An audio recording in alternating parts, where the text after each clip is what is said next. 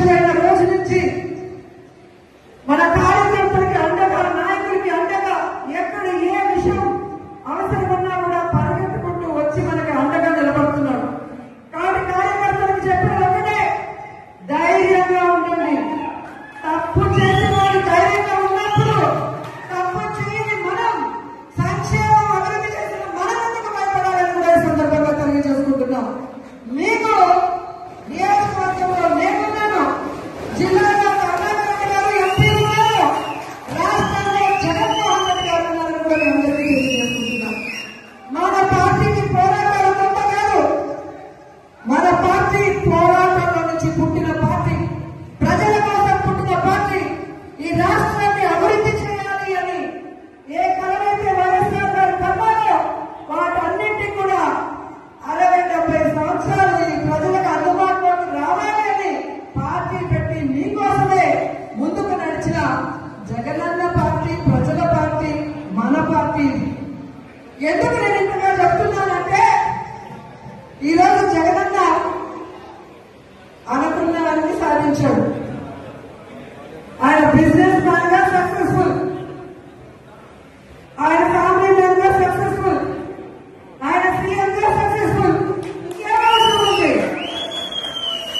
కానీ రాష్ట్రంలో కూటమి ప్రభుత్వం వచ్చిన తర్వాత వాళ్ళు చేస్తున్న అరాచకాలు, విధ్వంసాలు చూసి మనని నమ్మిన కార్యకర్తలను మనం కాపాడుకోవాలి, మన నోట్లేసిన ప్రజలకు మనం అండగా నిలబడాలన్న చిత్తశుద్ధితో ఆ రోజు నుంచి ఈ రోజు వరకు పని చేసుకుంటూనే వెళ్తున్నారు. అలాంటి వ్యక్తి కోసం మనం పరిచయంగా ఉంటాం. మరి ఎవడో కేసు పెడతాడని ఒకడు, ఎవడో జైల్లో పెడతాడని ఒకడు ఉద్యోగం తీసేస్తాడని ఒకడు ఇలా భయపెడుతూ మనని ఇంట్లో కూర్చోబెట్టాలనుకుంటున్న కూటమి ప్రభుత్వానికి మనం చెప్పాల్సింది ఒకటే, నువ్వు కేసు పెడతావా పెట్టా, జైల్లో పెట్టా,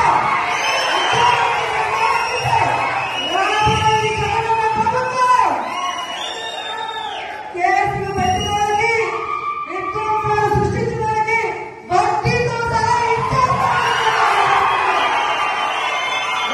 ఉద్యోగాలు పోయిన వాళ్ళందరికీ కూడా గుడ్ బుక్ లో పేర్లు వేసి వాళ్ళకు ఉద్యోగాలు వస్తాయి. ఎవరైతే ప్రభుత్వంలో ఇబ్బంది పడ్డారో ఆ ఇబ్బందుల నుంచి వాళ్ళకి బయటపడేసి వాళ్ళకి ఫస్ట్ ప్రయారిటీ ఇస్తామని కూడా ఈ సందర్భంగా తెలియజేసుకుంటున్నాం. ఇప్పటికే జగన్మోహన్ రెడ్డి గారు ప్రకటించిన విధంగా రైతులకి అండగా రాష్ట్ర వ్యాప్తంగా మొన్ననే పోరాటం జరిగింది. రేపు ఈ విద్యుత్ బిల్లుల పెంపు మీద రాష్ట్ర వ్యాప్తంగా నియోజకాల వారీగా ఉద్యమం జరుగుతుంది. అందరూ కూడా వచ్చి ఆ ఉద్యమంలో పాల్గొనాలని కూడా ఈ సందర్భంగా తెలియజేసుకుంటున్నారు. అలాగే జనవరి 3వ తేదీ విద్యార్థుల కోసం ఫీజు రియంబర్స్మెంట్ కోసం జగనన్న పిలుపునిచ్చాడు. అందులో కూడా మనం అందరం పాల్గొనాలి, ఈ ప్రభుత్వానికి బుద్ధి చెప్పాలని కూడా ఈ సందర్భంగా తెలియజేసుకుంటున్నాను. ఎందుకంటే మనం సైలెంట్ గా ఉంటే పచ్చ ఛానల్లో అబద్ధాలు చెప్పడం తప్ప ఇంకోటి చేయదు. ప్రజలు ఎలా ఇబ్బంది పడుతున్నారు, విద్యార్థులు ఎలా మోసపోయారు, మహిళలు ఎలా కన్నీళ్లు పెడుతున్నారో రాష్ట్రం అంతా తెలియాలి. ఒక ఉద్యమంగా ఈ కూటమి ప్రభుత్వాన్ని ముంచేయాలని కూడా ఈ సందర్భంగా తెలియజేస్తున్నారు. ఈరోజు ఇంత వర్షంలో కూడా పార్టీ సర్వసభ సమావేశం అనగానే ఈరోజు ఒక్కొక్కరు జగనన్నకి మేమున్నామంటూ బయటకు వచ్చినందుకు మీ అందరికీ పాదాభివందనాలు తెలియజేసుకుంటూ ఈ కార్యక్రమాన్ని ఇక మన ఎంపీ గురుమూర్తి గారు మాట్లాడాలని ఆయనకి హ్యాండ్ ఓవర్ చేస్తున్నాను. Thank you so much.